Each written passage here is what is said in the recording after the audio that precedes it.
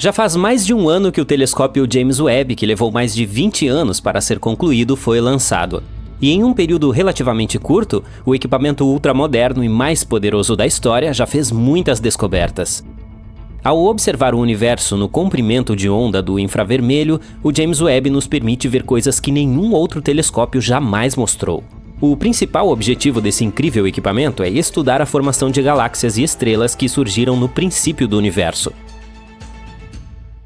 Por exemplo, observe a nebulosa mais próxima de nós, uma região do espaço onde nascem novas estrelas. A NASA compartilhou uma imagem do telescópio James Webb que mostra uma pequena região de formação de estrelas. Se você olhar para a imagem com atenção, verá jatos saindo de estrelas infantis. Ao redor delas, nuvens de poeira cósmica de diferentes cores estão colidindo umas com as outras. A visão é fascinante. A poeira vermelha é composta de hidrogênio molecular.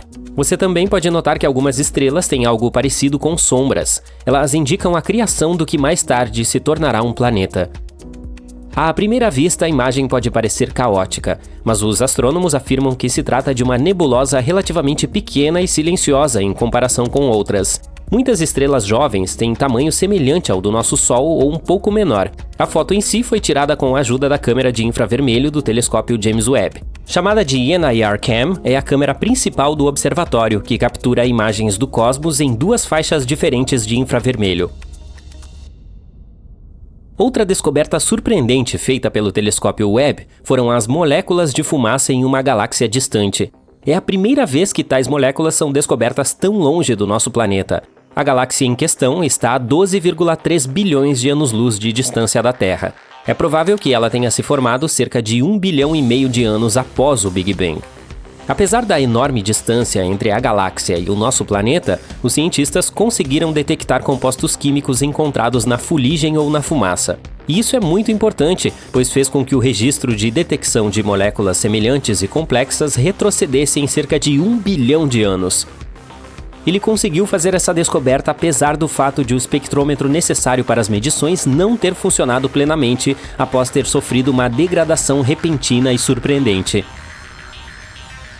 O telescópio James Webb também ajudou a aumentar nossa compreensão dos exoplanetas, que são os planetas que orbitam outras estrelas que não sejam o nosso Sol. No início de 2013, o observatório detectou seu primeiro exoplaneta. Ele está localizado a 41 anos-luz de distância da Terra e tem aproximadamente o mesmo tamanho da Terra. De acordo com a NASA, atualmente o James Webb é o único telescópio em operação capaz de categorizar a atmosfera de exoplanetas do tamanho da Terra. A equipe de pesquisa por trás da descoberta acredita que esses resultados destacam a precisão do telescópio. Eles esperam que isso nos ajude a localizar muitos outros exoplanetas rochosos que talvez possamos colonizar no futuro. Embora à primeira vista possa parecer que o universo é bastante vazio, ele é na verdade um lugar muito movimentado. E o Webb tem todos os instrumentos necessários para ver todos os tipos de eventos cósmicos que estão acontecendo lá fora. Basta olhar para esta imagem da WR-124. É uma estrela à beira de sua morte explosiva. Na imagem, a estrela está prestes a se transformar em supernova. Isso acontece quando uma estrela esgota seu combustível e explode no final de seu ciclo de vida, liberando uma nuvem gigante de poeira espacial e gás quente no espaço. A estrela capturada pelo telescópio Webb estava no estágio Wolf-Rayet de sua vida.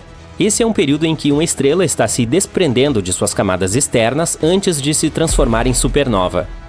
A próxima descoberta surpreendente feita pelo telescópio Webb é um híbrido de estrela e planeta com nuvens muito estranhas. Esse mundo bizarro chamado VHS 1256b é, na verdade, uma estrela anã marrom. Elas são maiores que os planetas, mas muito pequenas para serem classificadas como estrelas. Elas emitem alguma luz própria e são bastante quentes, mas sua massa simplesmente não é suficiente para fundir hidrogênio em hélio, como fazem as estrelas de pleno direito. Os corpos espaciais desse tipo não são realmente marrons. Eles ocorrem em uma grande variedade de cores, mas a maioria deles é invisível ao olho humano. O que podemos ver é a luz que eles emitem, e para nós ela parece ser laranja escuro ou magenta. A anã marrom descoberta pelo telescópio James Webb tem quase 20 vezes o tamanho de Júpiter. Ela orbita duas estrelas anãs vermelhas, e para completar uma órbita precisa de mais de 10 mil anos. Os astrônomos descobriram esse exoplaneta incomum pela primeira vez em 2016, mas naquela época ele não foi classificado como uma anã marrom e, portanto, eles não conseguiram explicar seu intrigante brilho avermelhado. Agora, graças ao telescópio James Webb, se sabe a origem do objeto espacial. Enfim, voltemos às nuvens. Como você sabe, as nuvens na Terra são feitas de vapor de água, mas as das anãs marrom são diferentes. Elas parecem ser feitas de areia. Parece a boa e velha areia da Terra, mas na verdade não é. Essas nuvens são feitas de minúsculas partículas de silicato. Outra descoberta recente envolve várias galáxias grandes que, segundo cientistas, nasceram pouco tempo depois do Big Bang. Elas não deveriam estar lá e ninguém esperava encontrá-las, mas o telescópio espacial James Webb as detectou. Essas galáxias tão maciças quanto a nossa Via Láctea estão repletas de estrelas vermelhas maduras. Os astrônomos analisaram a luz que vem delas e estimaram sua idade, de 500 a 700 milhões de anos após o Big Bang. Isso significa que elas surgiram quando nosso universo era muito jovem, quase um bebê. Mas a coisa mais bizarra sobre essas galáxias é seu enorme tamanho e a idade das estrelas que nelas habitam. Os dados recebidos pelo telescópio não coincidem com as ideias existentes sobre como era o universo e como ele evoluiu em seus primeiros anos. Eles também não coincidem com as observações anteriores feitas pelo Hubble. E aqui, o telescópio Webb capturou uma região distante do espaço com detalhes sem precedentes. Essa seção espacial é conhecida como aglomerado de Pandora. Na imagem, você pode ver 3 aglomerados maciços de galáxias se unindo e formando um superaglomerado. A massa combinada desses aglomerados atua como uma poderosa lente gravitacional. E graças a esse efeito de ampliação natural, os cientistas podem ver outras galáxias na região. Os astrônomos afirmam que a imagem mais recente do aglomerado de Pandora é mais forte e mais profunda do que jamais viram. O telescópio James Webb também conseguiu detectar milhares de estrelas jovens nunca antes vistas na nebulosa da Tarântula. Essa formação espacial recebeu esse apelido devido à aparência de filamentos de poeira vistos em imagens anteriores. É a maior região de formação de estrelas do grupo local, que incluiu as galáxias mais próximas da Via Láctea. As imagens do telescópio Webb ajudaram a esclarecer a composição da nebulosa da Tarântula. O telescópio também detectou protoestrelas, estrelas infantis em processo de ganho de massa. Os astrônomos esperam que essas protoestrelas acabem se formando e moldando ainda mais a nebulosa. Entre outras descobertas feitas pelo telescópio James Webb, podemos ver o nascimento de 50 estrelas distantes. Algumas delas alimentam discos protoplanetários, que mais tarde poderão formar sistemas solares a anos-luz de distância do nosso. Aqui está mais uma imagem desse telescópio. É possível ver um buraco negro supermassivo que tem uma massa de 9 bilhões de sóis. Ele é tão gigantesco e antigo que os cientistas estão tendo dificuldades para explicar sua existência.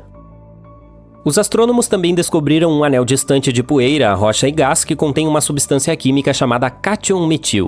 Ele é conhecido como um bloco de construção molecular da vida e é responsável pela maior parte do material orgânico em nosso planeta. O telescópio James Webb ajudou os pesquisadores a verem poderosas tempestades de areia em um planeta a 378 trilhões de quilômetros de distância. Os astrônomos ficaram felizes ao descobrir esse baú do tesouro de inúmeras partículas minúsculas de areia. Agora olhe para isso. Você reconhece essa imagem?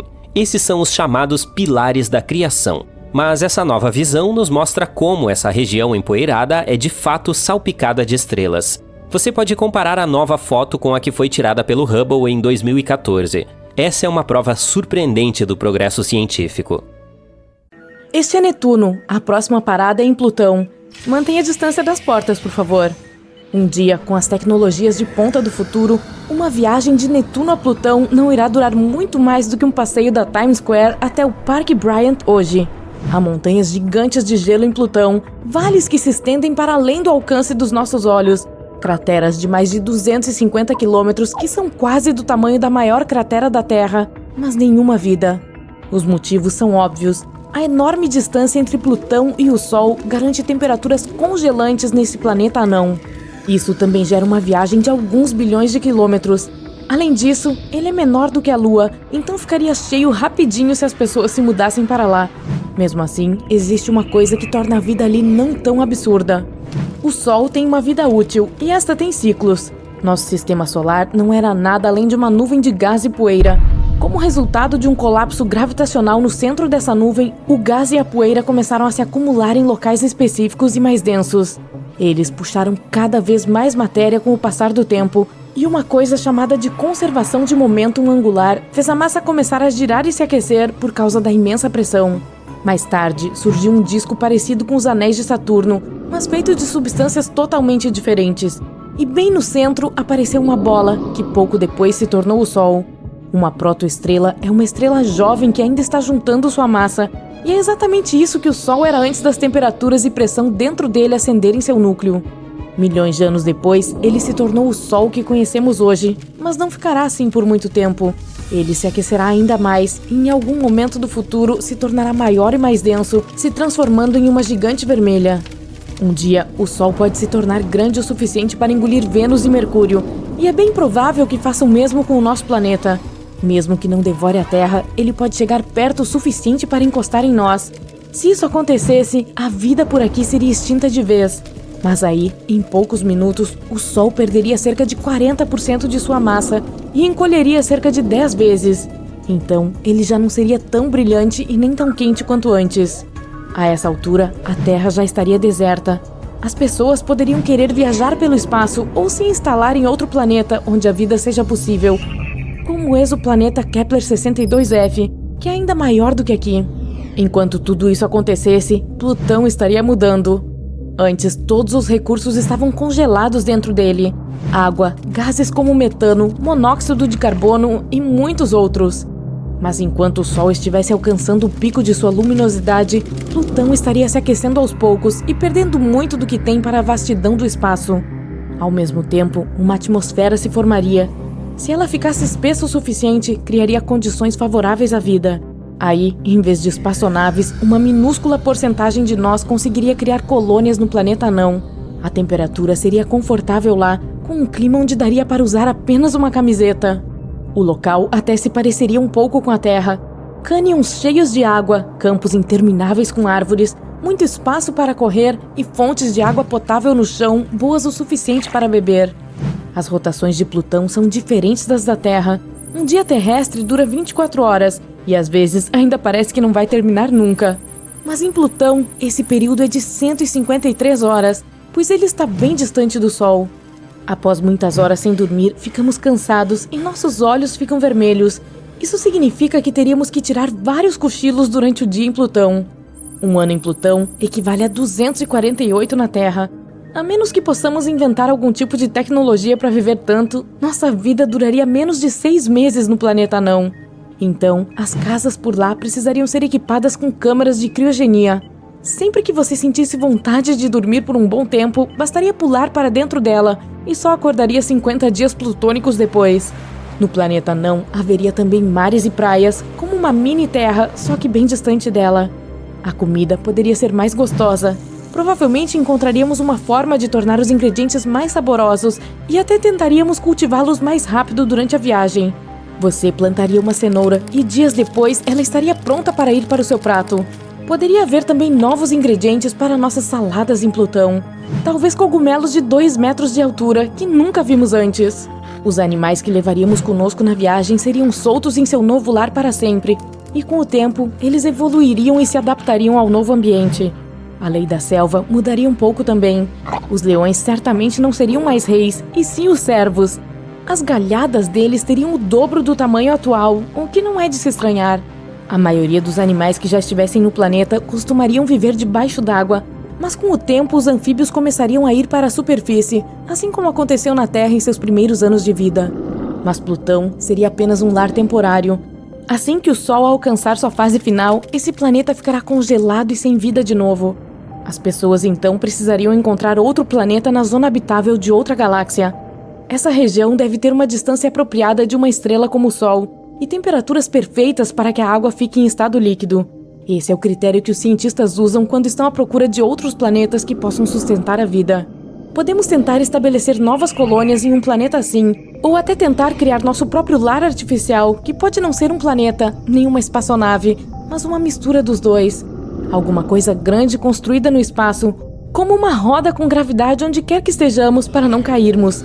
Ela flutuaria no espaço rumo ao novo exoplaneta e seria capaz de manter estados inteiros dentro de si.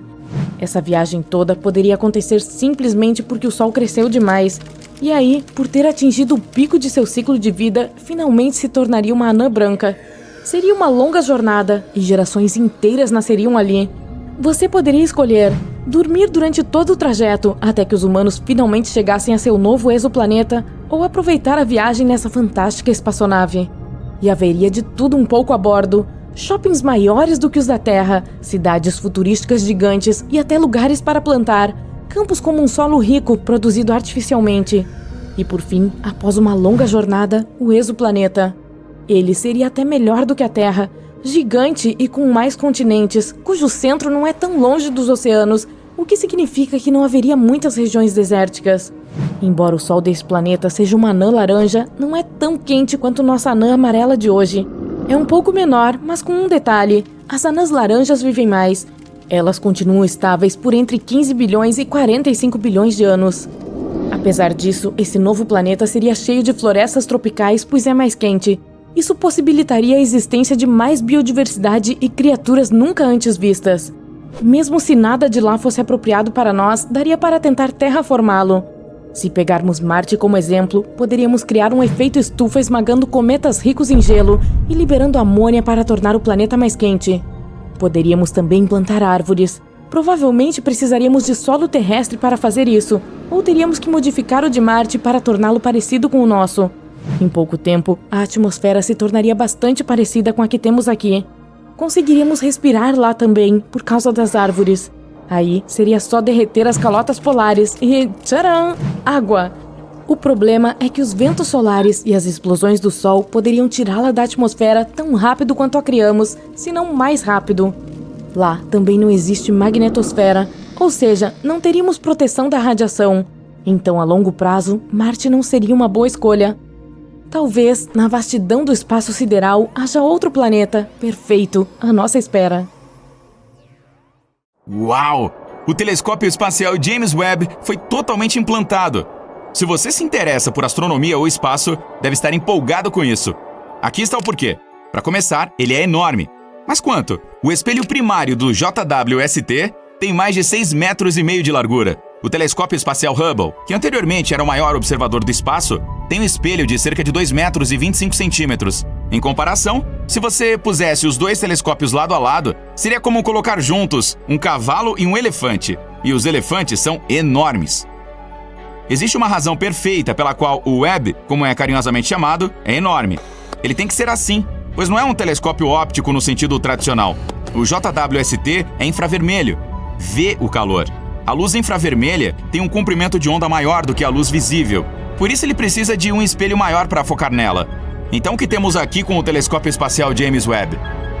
São duas coisas inéditas acontecendo: tecnologia e missões científicas incríveis. Ambas são de ponta, coisa de outro mundo. O Webb é um exemplo clássico de engenharia a serviço da ciência.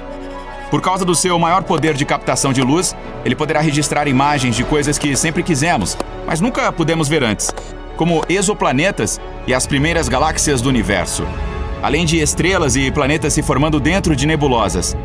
E pode apostar que haverá muitas surpresas também. O telescópio espacial James Webb tem vários truques tecnológicos na manga que prometem proporcionar as maiores descobertas científicas. Ele possui um coronógrafo muito especial. Trata-se da ferramenta que irá possibilitar as primeiras imagens reais de exoplanetas. O coronógrafo bloqueia a luz brilhante das estrelas, que, como já sabemos, tem planetas orbitando ao seu redor. Sem ele, a luz delas tornaria as coisas muito brilhantes para enxergar esses planetas, pois eles são centenas de milhares de vezes mais escuros que elas. Mas com o coronógrafo bloqueando essa luminosidade, os exoplanetas aparecem. E o do JWST pode tapar a luz de até 100 estrelas ao mesmo tempo. Podemos esperar um enxame de exoplanetas. Isso nos leva ao próximo equipamento de alta tecnologia que o telescópio tem na manga: um espectrógrafo sem fenda. Normalmente, um espectrógrafo comum terá uma fenda para permitir que um fiapo de luz entre e seja difratado. A difração é a dispersão da luz para revelar o espectro dos comprimentos de onda componentes dessa luz. Mas o trabalho do telescópio espacial James Webb é tão sensível que um fiapo de luminosidade sobrecarregaria a ótica. Então, um espectrógrafo sem fenda foi instalado. A luminosidade das estrelas, captada pelo grande espelho, é mandada para um cabo de fibra óptica para enviar apenas um único ponto de luz para o espectrógrafo. E é aí que o grismo toma conta. Isaac Newton usou um prisma para descobrir o espectro da luz solar, o Roy G. Biv. Mas o Webb usa um grismo, que na tradução do inglês é algo como um prisma raspado. Isso significa que ele tem sulcos minúsculos que difratam um ponto de luz que o grande espelho envia pelo cabo de fibra óptica para o espectrógrafo. A ciência de ler um espectro de luz é chamada de espectroscopia. Ao analisar os espectros de luz dos exoplanetas, o JWST determinará quais gases existem nas atmosferas deles, bem como a densidade e até a temperatura. É um avanço incrível do nosso conhecimento. Seremos capazes de dizer se um planeta tem oxigênio, ou nitrogênio, ou metano, além de outros gases que podem, ou não, indicar se ele é habitável. Quem sabe outra Terra? Atualmente o Webb está parado em seu local permanente.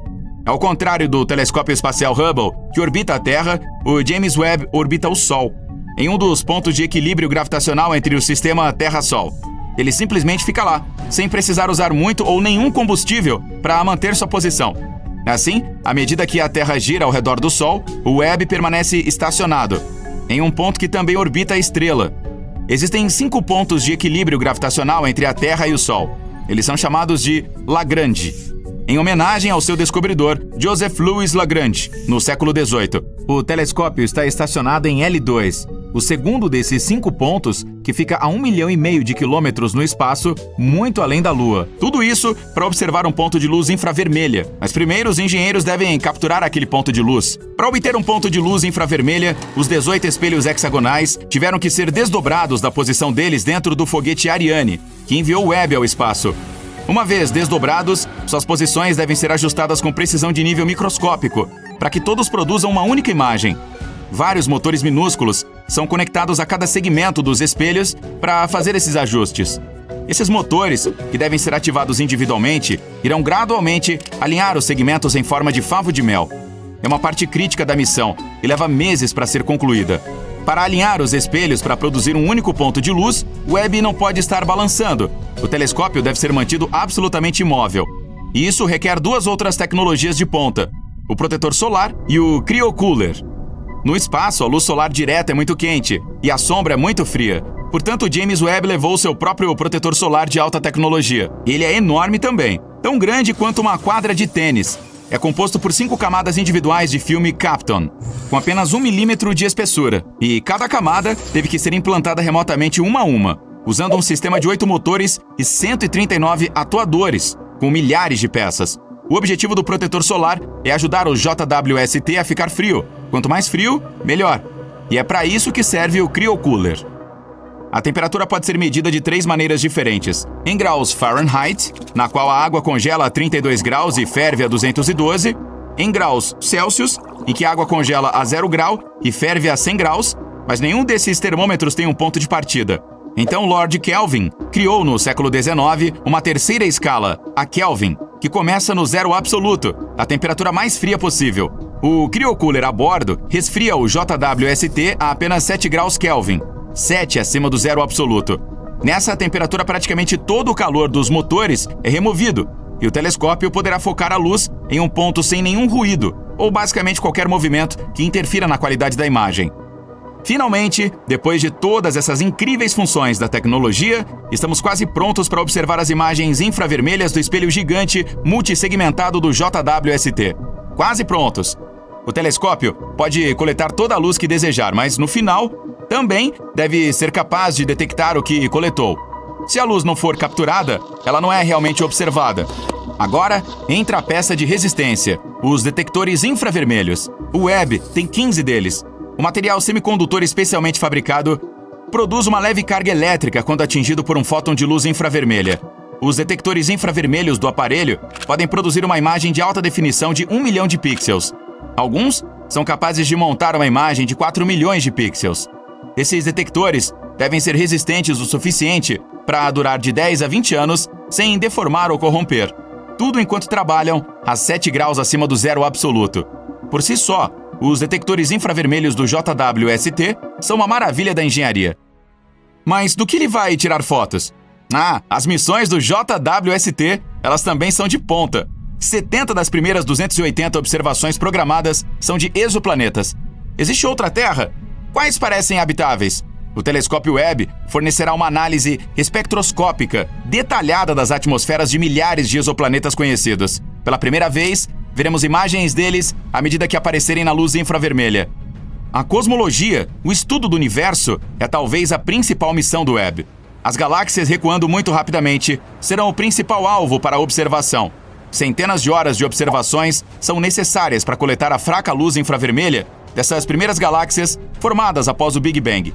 O JWST nos dará uma imagem de como era o universo nos seus primórdios. Os astrônomos aprenderão novas informações sobre a energia escura que está impulsionando a expansão do universo e qual o papel, se houver, dos buracos negros na formação das galáxias. A formação de estrelas na Via Láctea e galáxias próximas também faz parte da missão do James Webb. Ao imaginar centenas de sistemas se formando em torno de estrelas recém-nascidas, os astrônomos estabelecerão uma história definitiva do desenvolvimento do sistema solar. Agora o fato substituirá a teoria, e um grande passo será dado na nossa compreensão do espaço. O telescópio espacial James Webb é um empreendimento ousado, que marcará época na história científica. Planícies congeladas, montanhas com os picos brancos brilhando com o sol distante e um vermelho rústico. Neve? Bem-vindo a Plutão, onde nada mais faz sentido. Olhando para ele à distância, o planeta que é uma bola de gelo tem principalmente os previsíveis tons de inverno de branco e azul claro. Depois de pousar na superfície, você notará um céu azul familiar também. Mas está vendo aquela mancha vermelha em forma de baleia ao longo do Equador?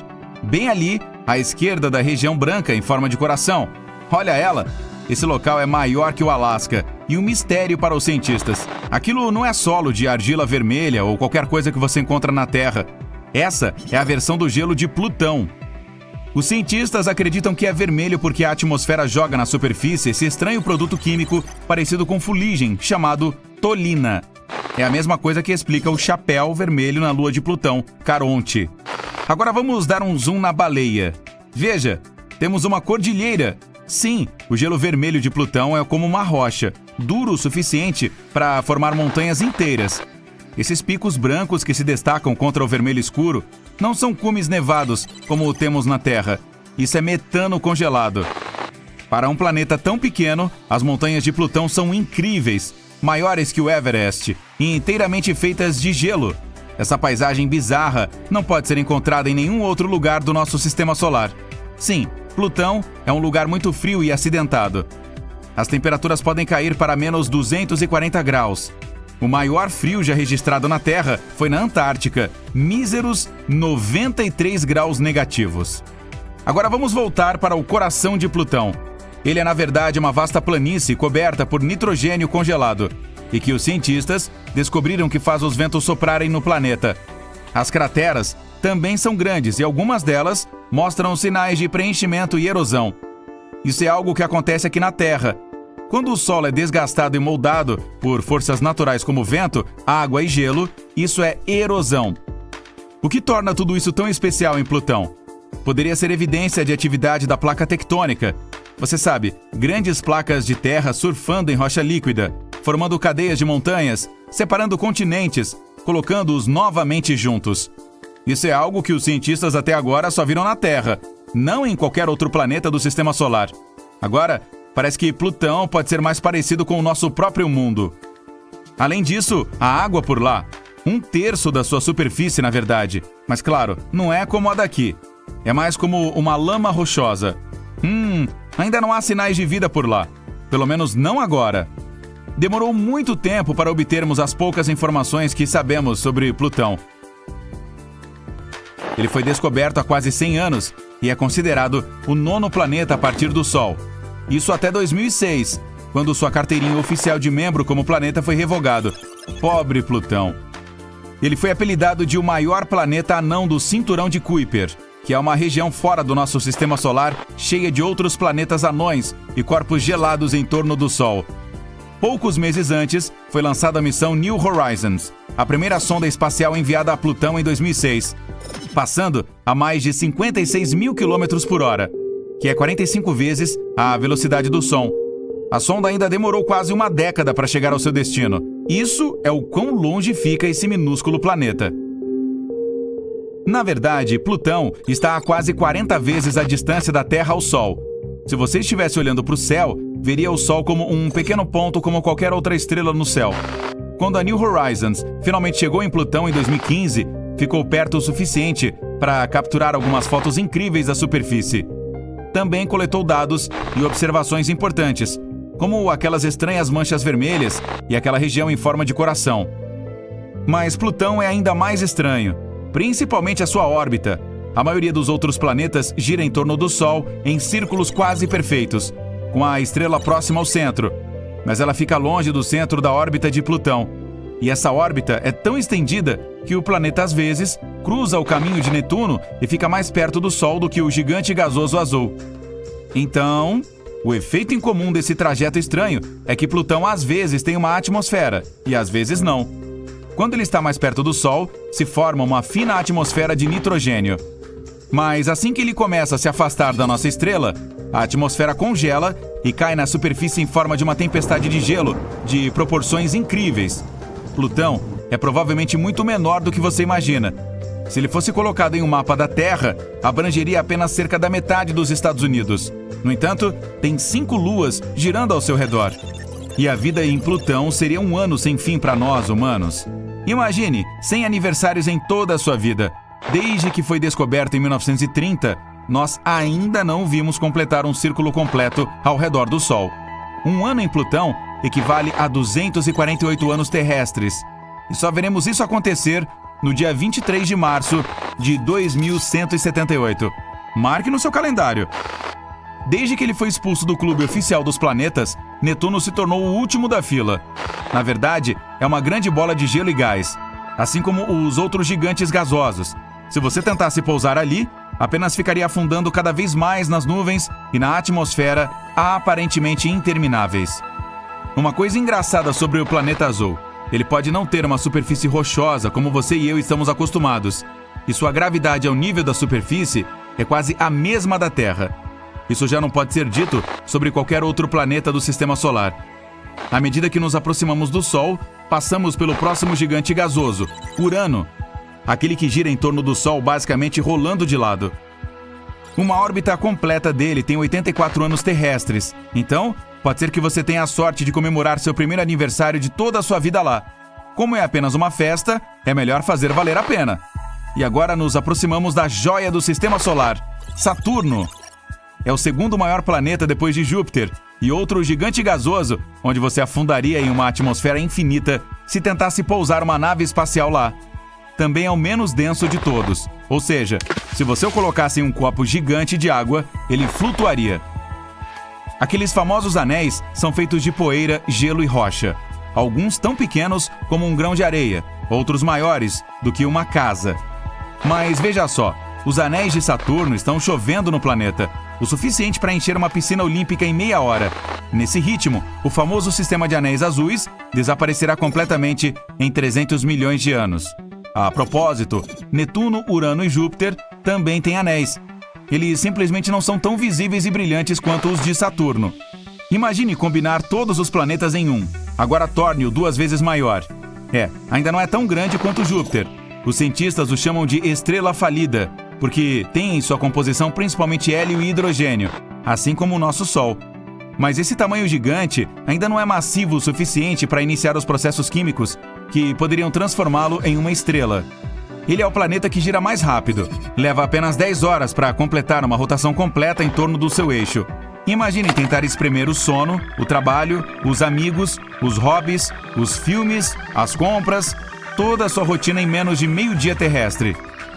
Magníficas montanhas, as mais altas de todo o Sistema Solar. As tempestades de poeira mais incríveis de todos os tempos. Vales profundos, crateras. Estou falando de Marte, nossa casa em potencial no futuro.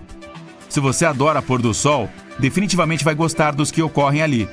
Eles são incrivelmente azuis, enquanto o céu ao longo do dia é vermelho rosado. Mesmo que Marte seja um vizinho próximo, a partir da superfície, lá o Sol pareceria ter a metade do tamanho que aparenta da Terra. Portanto, não tão perto assim. Ah, e se você sempre sonhou em se tornar um jogador de basquete, Marte é o seu lugar. A gravidade por lá equivale a apenas 37% da que temos aqui. Então, você pularia 3 vezes mais alto lá. Já Vênus é um planeta de extremos. A superfície mais quente, a maioria dos vulcões, o mais brilhante e o mais próximo da Terra. E também o que gira mais devagar e mal tem rotação. Um dia por lá dura 243 dias terrestres. Você poderia literalmente andar mais rápido antes que ele complete uma volta. Vênus também gira na direção oposta à da Terra, então o nascer do Sol fica no oeste e o Sol se põe a leste. Mercúrio não tem luas nem anéis, e estamos falando sobre o menor planeta de todo o Sistema Solar. Um ano dura apenas 88 dias, então, se você morasse lá, faria muitos aniversários. Também é o planeta mais próximo do Sol, mas na verdade não mais quente. Esse prêmio vai para Vênus. As temperaturas em Mercúrio não são tão altas quanto em Vênus, porque este não tem uma atmosfera para reter o calor do Sol. O que Mercúrio possui são rugas. Seu núcleo de ferro resfriou e encolheu, fazendo com que a superfície também se contraísse e deixasse todas aquelas rugas. Ou isso, ou talvez porque esteja tão perto do Sol sem protetor solar. Talvez. O telescópio espacial James Webb, ou JWST, é como o melhor paparazzi intergaláctico. Ele tira fotos de algumas das celebridades mais famosas do universo. Estrelas, galáxias, exoplanetas, o que você quiser, o James Webb registra. Portanto, se você é um fã de famosos cósmicos, vamos dar uma olhada em algumas dessas melhores imagens repletas de astros. A nebulosa Carina. A imagem da nebulosa com o belo nome Carina foi publicada em 12 de julho.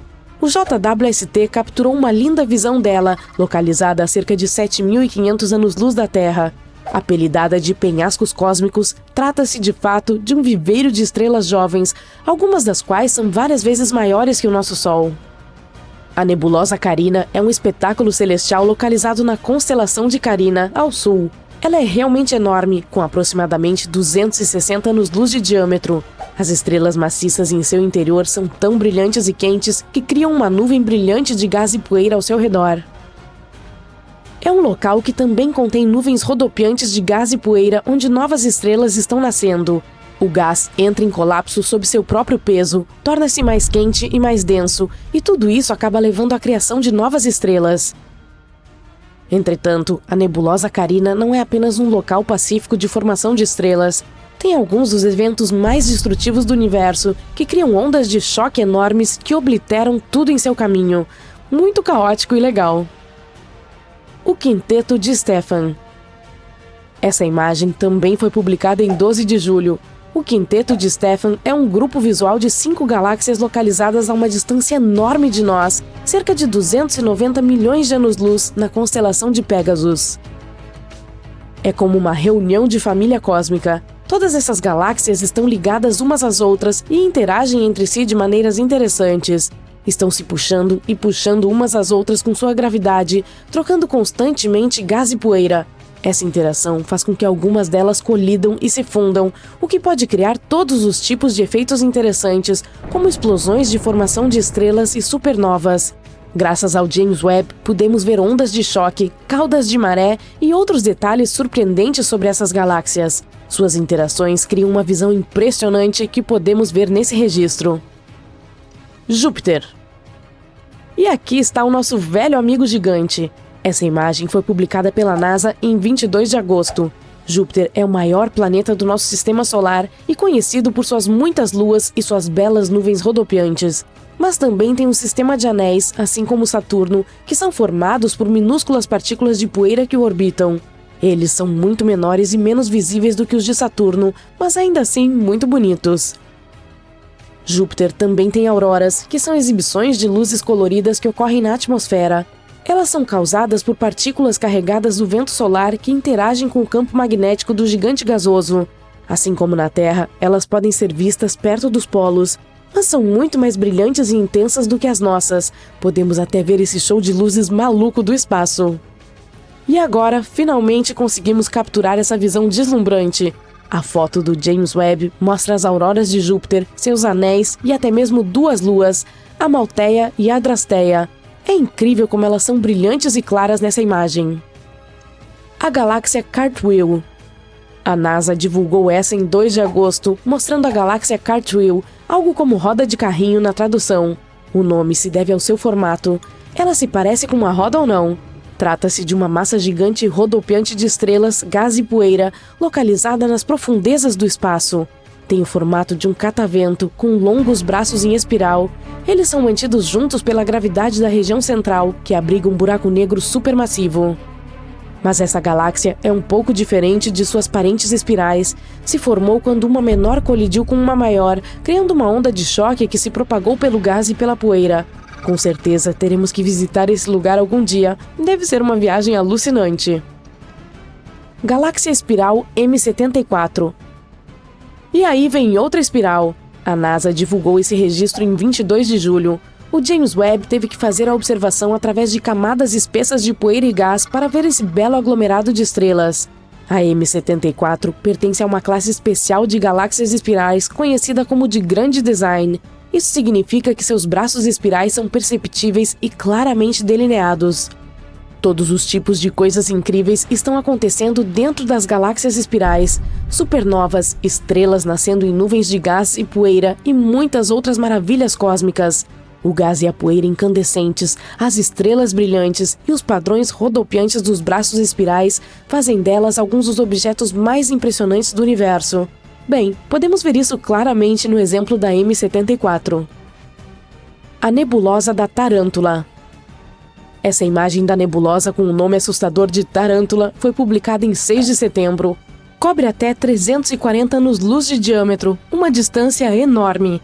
Graças a esse clique, os astrônomos descobriram novas estrelas jovens que antes estavam envoltas em poeira. A nebulosa da Tarântula está localizada a 160 mil anos-luz de distância de nós, na Grande Nuvem de Magalhães. É a maior e mais brilhante região de formação de estrelas do grupo local, as galáxias mais próximas da nossa Via Láctea. O nome vem de sua forma, que se parece um pouco com as pernas de uma grande tarântula. É uma vasta região do espaço, com cerca de 1000 anos-luz de diâmetro e lar de algumas das estrelas mais maciças e luminosas do universo. Um dos motivos pelos quais a nebulosa da Tarântula é interessante para os cientistas é sua composição, que está próxima das regiões de estrelas do meio-dia cósmico, o chamado estado do nosso universo quando ele tinha apenas alguns bilhões de anos. Naquela época, a formação de estrelas estava em seu auge. Graças ao telescópio Webb, podemos estudar melhor essa galáxia e descobrir como era o nosso universo em seu auge. Anéis de Netuno. Essa foto foi publicada em 21 de setembro de 2022. Nela, podemos até ver 6 pequenas luas próximas ao planeta, com Tritão brilhando intensamente no canto superior esquerdo. Você não achou que era o Sol, né? E sim, Netuno também tem anéis. Eles são como o acessório cósmico definitivo, acrescentam um toque de glamour e estilo ao planeta. Mas, ao contrário de algumas joias terrestres, são feitos de pequenas partículas de poeira em vez de diamantes e ouro. Há 5 anéis conhecidos ao redor de Netuno: Gale, Le Verrier, Lassell, Arago e Adams. Os cientistas acreditam que eles são relativamente jovens, muito mais do que o nosso sistema solar, e também do que, por exemplo, os anéis de Urano. Provavelmente foram criados quando uma das luas internas de Netuno se aproximou demais do planeta e foi despedaçada pela gravidade. Não os víamos tão brilhantes desde que a Voyager 2 passou por ele em 1989. Portanto, essa é uma ótima oportunidade para dar uma olhada mais de perto neles. Os Pilares da Criação. Esse registro foi publicado em 19 de outubro. Os Pilares da Criação ficaram famosos graças ao telescópio Hubble, mas essa imagem é muito exuberante e muito mais detalhada. Essas colunas, localizadas na nebulosa da Águia, têm cerca de 5 anos-luz de altura, o que é muito, muito longo, e se parecem com algumas formações rochosas majestosas, só que muito mais transparentes. Assim como um típico cenário de filme de Hollywood, são cheias de ação e efeitos especiais. São o lar de alguns dos processos mais dramáticos do universo. O gás e a poeira estão entrando em colapso sob sua própria gravidade, formando aglomerados que acabarão se tornando estrelas. O local está repleto de radiação intensa, jatos de partículas de alta energia e supernovas. É como uma versão cósmica de Survivor. E se isso não fosse assustador o suficiente, aqui está outra foto publicada pela NASA em 19 de outubro. Foi compartilhada logo antes do Halloween. Aqui, os pilares parecem uma mão sinistra tentando alcançar algo. De qualquer forma, todas essas imagens nos proporcionam uma visão verdadeiramente inspiradora. Elas nos lembram da incrível complexidade do universo e das coisas incríveis que estão acontecendo, mesmo nos cantos mais escuros e remotos do cosmos. Esperamos que o telescópio James Webb continue a nos surpreender no futuro. A 25 anos-luz de distância da Terra, na constelação de Lira, há uma jovem estrela, Vega. A mais brilhante e uma das mais famosas tem o dobro da massa do nosso Sol. Seu brilho é tão intenso que você pode vê-la mesmo ao crepúsculo, quando todas as outras estrelas desaparecem do céu. Apesar de toda essa fama, os astrônomos nunca tinham visto um único planeta orbitando esse astro. Até recentemente. Eles a observavam há cerca de uma década quando avistaram um sinal curioso. Esse pode ser o primeiro mundo de Vega que conheceremos. Se ele existisse, seria um lugar maravilhoso. Provavelmente orbitaria tão perto de sua estrela hospedeira que um dia nele duraria cerca de 2 dias e meio na Terra. Seria do tamanho de Netuno, e este gigante de gelo é 4 vezes maior que a Terra. Ou poderia até ser tão grande quanto Júpiter. Mas a coisa mais impressionante sobre esse planeta potencial seria sua temperatura. O lugar pode vir a ser o segundo mundo mais quente conhecido pelos cientistas. Na sua superfície, faria um calor de algo em torno de 3.000 graus. Para efeito de comparação, a temperatura na superfície de Vênus, o planeta mais quente do Sistema Solar, não passa de 480 graus. O único lugar mais quente do que o companheiro potencial de Vega seria o Kelt 9b. A temperatura neste exoplaneta não baixa de 4.300 graus. De qualquer forma, o possível planeta estaria mais perto de Vega do que Mercúrio do nosso Sol. Isso poderia resultar no planeta gigante inflar como um balão, e então até mesmo os metais derreteriam na sua atmosfera escaldante. Infelizmente, a existência desse mundo ainda não foi confirmada. Os astrônomos acreditam que a maneira mais fácil de provar isso é tentando localizar a luz emitida por ele. E já que estamos falando sobre planetas, há algum no espaço que seja parecido com a Terra? Os astrônomos descobriram e confirmaram mais de 4.000 exoplanetas. Mas não é segredo que milhares de outros candidatos ainda aguardam sua vez para serem detectados. Claro, nem todos são como a nossa Terra, mas alguns sim. Por exemplo, o Gliese 667cc, que se localiza a apenas 22 anos-luz de distância da Terra. Os cientistas não têm certeza se ele é rochoso, mas sabem que tem mais de 4 vezes a massa da nossa Terra. A estrela do Gliese 667cc é uma anã vermelha. É por isso que ela é muito mais fria do que o nosso Sol. Portanto, é provável que o exoplaneta esteja na zona habitável da estrela dele. Mas essa ideia ainda não foi confirmada. Ele pode estar se movendo muito perto da estrela, então pode ser regularmente assado pelas chamas dela. O Kepler 22b fica muito mais longe do que o anterior. Se você quisesse chegar até lá, teria que viajar 600 anos-luz. 2 vezes maior que a Terra. Ele fica na zona habitável de sua estrela hospedeira, mas não está claro se é líquido, gasoso ou rochoso. O Kepler 69c é quase 70% maior que a Terra. Também fica muito, muito longe, a 2.700 anos-luz. Você levaria 54 milhões de anos para percorrer uma distância tão grande em uma espaçonave moderna. Os pesquisadores não sabem ao certo do que consiste o Kepler 69c, mas acham que ele provavelmente fica na zona habitável. Sua posição no sistema solar dele é como a de Vênus no nosso, mas como a estrela hospedeira tem apenas 80% do brilho do nosso Sol, não deve ser tão afetado pelo calor dela. O Kepler 452b é o mais parecido com a Terra que os astrônomos descobriram até agora. Localiza-se a 1.400 anos-luz daqui. A estrela hospedeira dele é muito semelhante ao nosso Sol, e o planeta na zona habitável dele tem 1,5 vezes o tamanho da Terra. Os cientistas também acreditam que o Kepler 425b provavelmente é um mundo rochoso. Alguns desses ou outros planetas, além da Terra, são adequados para a vida. Existem 24 superhabitáveis, e um deles atendeu não um, mas 2 critérios dos astrônomos. O COI 5715.01 tem 5 bilhões e meio de anos e cerca de 2 vezes o tamanho da Terra. Ele orbita uma anã laranja a pouco menos de 3.000 anos-luz de distância do nosso mundo. A temperatura da superfície pode ser 2 graus mais fria do que na Terra, mas uma vez que a atmosfera de lá pode ter mais gases que retêm o calor, é provável que seja superhabitável. Outro mundo potencialmente superabitável é o COI 5554.01. Ele é um pouco mais velho que o nosso, 6 bilhões e meio de anos, em comparação aos nossos 4 bilhões e meio. O tamanho do exoplaneta provavelmente é o mesmo da Terra. Ele orbita sua estrela hospedeira, que é uma anã amarela, e a temperatura média na superfície dele é de 27 graus. Quais planetas são visíveis da Terra? Mercúrio é o mais próximo do Sol no nosso sistema solar, mas como está bem perto da estrela, você só pode vê-lo logo após o nascer do Sol, de manhã cedo e ao anoitecer. Olhando de perto, ele parece um pouco com a boa e velha Lua, e não tem atmosfera. Além disso, as temperaturas na superfície dele são extremas, 427 graus durante o dia e menos 179 à noite. Vênus é o segundo objeto celestial mais brilhante depois da Lua. É um dos nossos mais próximos vizinhos.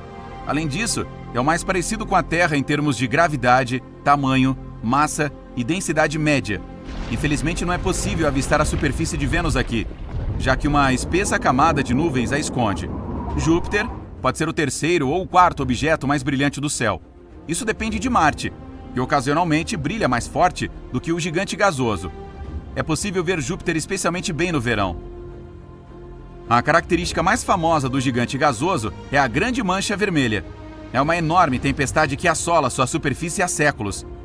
Mesmo que o maior planeta do Sistema Solar pareça uma esfera sólida, você não seria capaz de pousar na superfície dele. Júpiter é composto principalmente por gases, especialmente hélio e hidrogênio. Saturno é o segundo maior do Sistema Solar e o último dos 5 que são possíveis de avistar a olho nu daqui. Fica incrivelmente longe, mas seus anéis únicos ajudam a reconhecê-lo instantaneamente. É uma pena que sua marca registrada característica só seja visível em um telescópio. A propósito, mais de 700 terras caberiam nele. Ao mesmo tempo, a densidade do gigante gasoso é apenas de 1/8 da Terra. É por isso que a massa dele é apenas 95 vezes maior do que a daqui. Quais planetas no Sistema Solar ficam mais próximos uns dos outros do que o resto? Os astrônomos acreditam que Mercúrio é o mais próximo de qualquer outro do Sistema Solar. E isso é bastante chocante porque... E quanto a Vênus? Ele orbita o Sol entre Mercúrio e a Terra. Não era para ficar mais perto daqui? O planeta fica realmente bem próximo, mas apenas por um período muito curto da sua órbita. No resto do tempo, está muito mais longe. Mas sua órbita não lhe permite se afastar muito do Sol, e ele se mantém mais perto da Terra mais de 50% do tempo. O mesmo princípio funciona com outros planetas também. Até mesmo o gigante gasoso Netuno fica mais longe de Urano do que de Mercúrio. Na maioria das vezes, os dois maiores ficam em lados opostos do Sistema Solar. Suas órbitas, às vezes, os deixam muito próximos um do outro, mas isso acontece muito raramente. E quanto aos que se localizam fora do Sistema Solar? Os astrônomos descobriram recentemente 2 mundos viajando ao redor da mesma estrela. Suas órbitas costumam ficar tão próximas umas das outras que cada um deles parece uma enorme lua cheia vista da superfície do outro. Isso ocorre a cada 97 dias terrestres. Esses planetas estão a cerca de 1.200 anos-luz de distância da Terra. A composição e tamanho deles são diferentes, mas a distância entre eles é de apenas 2 milhões de quilômetros. Isso é 5 vezes a da Terra para a Lua, e está mais perto do que qualquer outro planeta que os astrônomos conheçam. Um dos mundos recém-descobertos tem mais de 4 vezes a massa da nossa Terra. É provável que seja rochoso. O outro é um planeta gasoso do tamanho de Netuno e quase 8 vezes mais massivo que o nosso. Os cientistas ainda não descobriram como corpos espaciais tão diferentes foram parar em órbitas tão semelhantes.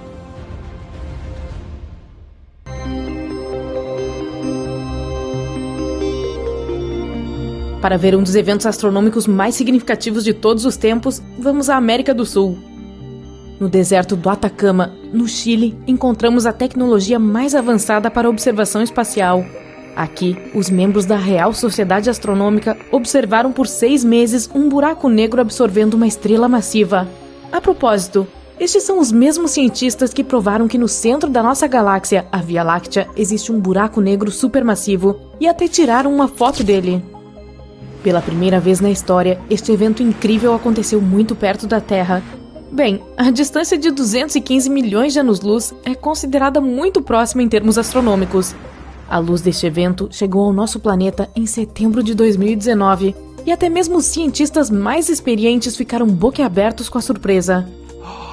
Imagine uma estrela do tamanho do nosso Sol, com cerca de 1.390.000 quilômetros de largura. Estrelas assim têm peso suficiente para criar um forte campo gravitacional, mantendo muitos planetas em sua órbita. E agora, vamos colocar um buraco negro gigante próximo a ela. O buraco é absolutamente negro, em forma de disco e pesa 1 bilhão de vezes mais do que essa estrela. A força do seu campo gravitacional é incrível. Nada consegue se livrar da sua força gravitacional. Objetos que podem se mover na velocidade da luz ainda cairão neste abismo negro. Mesmo a própria luz não consegue escapar dos seus limites. Assim que uma estrela entra no campo gravitacional de um buraco negro, ela não tem chance. No início, ela tenta resistir à atração do buraco negro. Ainda assim, as camadas externas da estrela começam a se esticar em direção ao buraco negro, assim como um espaguete. Isso se deve a uma poderosa força de atração. Se você tivesse a oportunidade de estender sua mão em direção ao buraco negro, veria seus dedos começarem a se esticar e se alongar. Isso ocorre porque a força de atração aumenta a cada centímetro. Portanto, ela age mais forte em seus dedos do que em seu braço. É por isso que esse processo de puxar objetos para dentro de um buraco negro é chamado de espaguetificação. A primeira coisa a ser sugada para o buraco negro é a coroa da estrela. Esta é a camada externa da estrela, que consiste em plasma quente. Você pode notar como a estrela começa a diminuir de tamanho. Isso ocorre porque esse plasma constitui a maior parte visível do Sol. Quando este espaguete de plasma quente atinge o buraco negro, pode parecer que permanece na borda do disco e continua a orbitar o buraco negro. Mas na verdade, não há mais como voltar atrás. As partículas da estrela já atingiram o horizonte de eventos do abismo escuro. O campo gravitacional de um buraco negro desvia a luz em torno de suas bordas, de modo que o horizonte de eventos se parece um pouco com um croissant para o observador. Nossa, muitas metáforas de comida rolando aqui. Tô ficando com fome. Você também pode notar uma espécie de caos neste anel, como se algumas partículas de luz estivessem se movendo em uma direção e outras em outra. Isso acontece devido a um efeito de espelho. Mas você pode ter certeza de que tudo que atinge o horizonte de eventos será mais cedo ou mais tarde puxado para a singularidade ou a pérola negra do buraco negro. Outra ilusão que você vê são as partículas de estrelas no horizonte de eventos se movendo mais lentamente. A verdade é que objetos supermassivos, como um buraco negro, curvam o espaço-tempo em torno deles, e quanto mais massivo o objeto, mais lento o tempo flui perto dele. Se você pendurar um relógio ao lado de um buraco negro e outro na parede do seu quarto, verá que o ponteiro dos segundos do primeiro relógio quase não se move enquanto um dia inteiro se passa na Terra. Como observadores, parece-nos que as partículas de luz retardaram seu movimento, mas na verdade, ele pode já ter sido absorvido pelo buraco negro há muito tempo. Agora, fluxos maciços de plasma vermelho quente espirram no espaço, assim como um molho de espaguete. Após um buraco negro absorver material estelar, ele emite poderosos raios de energia a uma taxa de 10.000 km por segundo. Essa liberação de energia é acompanhada por um flash intenso. É graças a esse flash que os cientistas podem até mesmo detectar esse processo em primeiro lugar. Esse fenômeno pode ser observado quando uma supernova explode. Quando nada resta do corpo da estrela, ainda podemos ver a poeira estelar e outras partículas no horizonte de eventos do buraco negro. Tipo o queijo parmesão polvilhado no espaguete. Ei, me pare se eu estiver exagerando. Quando o processo de espaguetificação é concluído, cerca de metade do peso da estrela foi lançada no espaço sideral como poeira e partículas brilhantes. A outra metade foi totalmente absorvida pelo buraco negro. Os cientistas observaram esse processo por quase 6 meses. Mas o que seria mais interessante é mergulhar em um buraco negro pessoalmente. Bom, não podemos fazer isso ainda, mas podemos simular esse processo. Aqui vai um pequeno drone, nosso amigo de metal.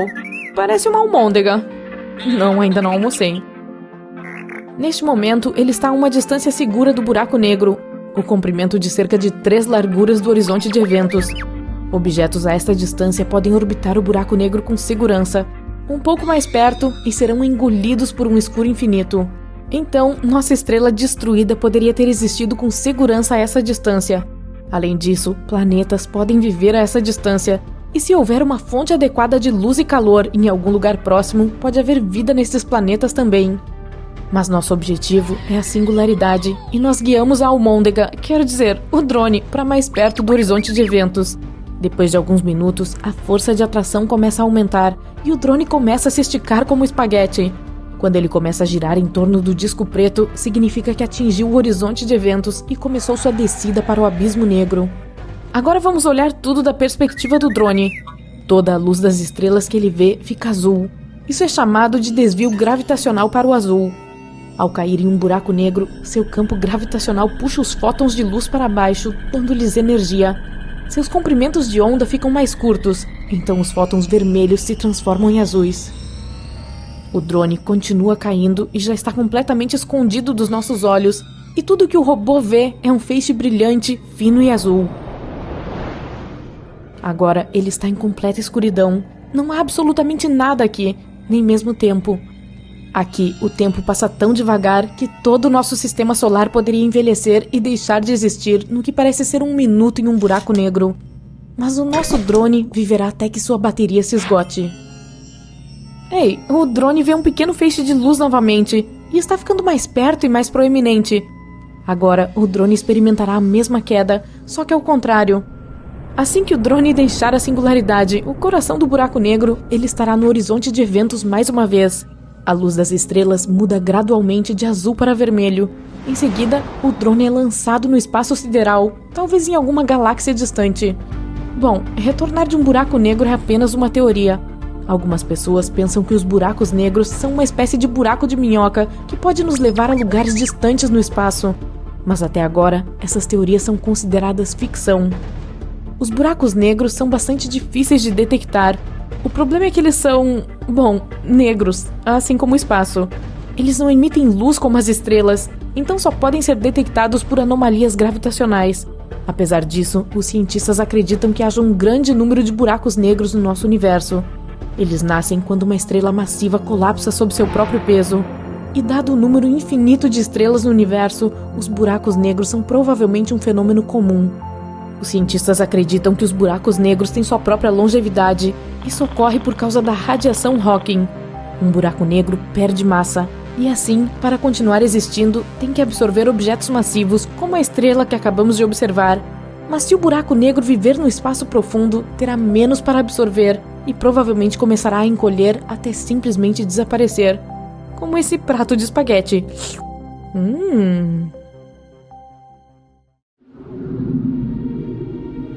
Muito bem, veja isso. Vênus tem mais vulcões do que qualquer outro planeta do Sistema Solar. São mais de 1.600 deles. E um dia em Vênus, medido pelo tempo que leva para girar uma vez em seu eixo, demora mais do que o período necessário para completar uma órbita inteira do Sol. Uau! E isso é só o começo! Um efeito estufa extremo aquece a superfície do planeta a até menos 465 graus Celsius, calor suficiente para derreter chumbo. Os ventos atingem velocidades de mais de 720 km por hora na camada de nuvens do meio. Isso é mais rápido do que os tornados mais velozes do nosso planeta. A pressão na superfície de Vênus é 90 vezes maior do que no nível do mar na Terra.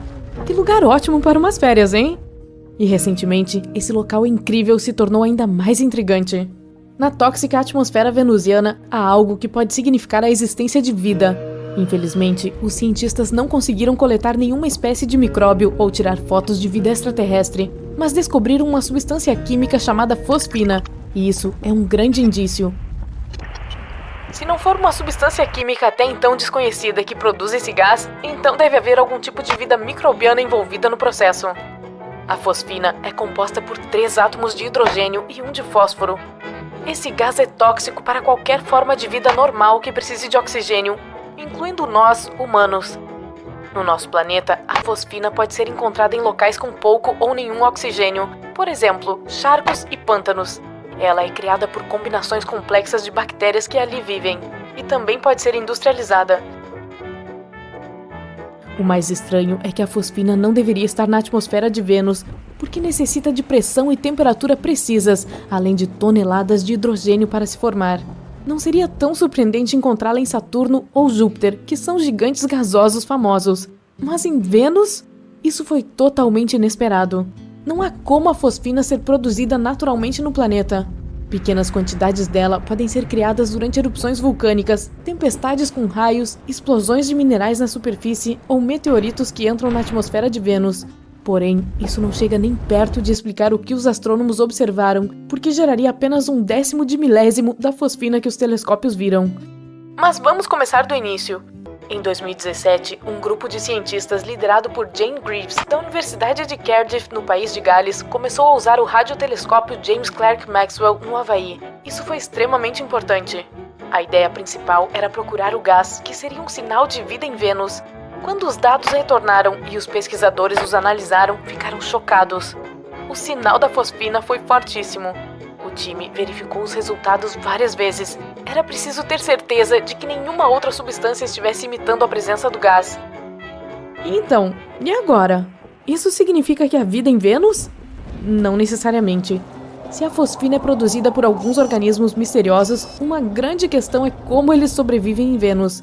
No nosso planeta, alguns micróbios podem se desenvolver em ambientes com acidez de 5%, mas não mais do que isso. Em Vênus, porém, as nuvens são quase inteiramente compostas por ácido. E embora tenham uma temperatura bastante agradável de 30 graus, elas contêm mais de 90% de ácido sulfúrico. DNA, aminoácidos e proteínas, que são componentes da vida na Terra, se dissolvidos ali em um piscar de olhos. A superfície do planeta é quente demais para qualquer tipo de molécula complexa que constitua a vida. A atmosfera venusiana também é 50 vezes mais seca do que o lugar mais seco do nosso planeta. Existe uma teoria de que os micróbios podem se esconder nas escassas gotículas de água que flutuam na atmosfera, mas ainda não foi provada. No momento, os pesquisadores estão esperando por mais capturas do telescópio. Eles vão procurar outros gases associados à vida. Mesmo que encontrem mais evidências, as formas de vida em Vênus serão feitas de elementos absolutamente diferentes daquelas da Terra. Ou podem ser protegidas por uma casca resistente ao ácido sulfúrico, e ser feitas de substâncias como enxofre, cera, grafite ou qualquer outra coisa que nem somos capazes de imaginar. É claro que alguns especialistas questionam a ideia de haver vida em Vênus. Eles acham que o gás pode ser produzido durante alguns processos geológicos ou atmosféricos que acontecem no planeta. Mas os defensores de ambas as teorias concordam em uma coisa: a descoberta é extraordinária. Curiosamente, os astrônomos sempre tentaram encontrar sinais de vida nas luas geladas de planetas gigantes, ou até mais perto, como em Marte, e nunca consideraram seriamente Vênus. Se as observações adicionais do telescópio e as futuras missões espaciais confirmarem que a fosfina é produzida por organismos vivos, poderemos ter um monte de surpresas emocionantes. Então as pessoas conheceriam um planeta com uma biosfera alienígena completamente estranha para nós, e ele seria quase como um vizinho de porta da Terra. Falando em visitar Vênus, será que seria possível as pessoas pousarem ali? Afinal, já existem robôs trabalhando na superfície marciana. Pelo lado positivo, Vênus fica mais perto da Terra do que Marte, mas também tem condições muito mais severas. Ele é mais quente que Mercúrio, embora esteja a quase o dobro da distância do Sol. As temperaturas são mais altas do que o ponto de fusão de muitos metais, e alguns deles, como o chumbo ou o bismuto, podem cair como neve nos picos mais altos das montanhas. Se você puser os pés no planeta, não encontrará nada além de rocha estéril. Planícies basálticas gigantes são repletas de vulcões e montanhas. Em alguns lugares, a superfície derrete por causa do calor. Depois de escorrer um pouco, a rocha se solidifica novamente. Se as pessoas algum dia forem para lá, provavelmente construirão uma cidade flutuante nas nuvens da atmosfera venusiana. Cerca de 50 quilômetros acima da superfície, condições como pressão e gravidade são semelhantes às da Terra. A temperatura também é bastante controlável, cerca de 75 graus. Pense no Vale da Morte na Califórnia em um dia muito quente. A pressão atmosférica é a metade da que temos ao nível do mar no nosso planeta.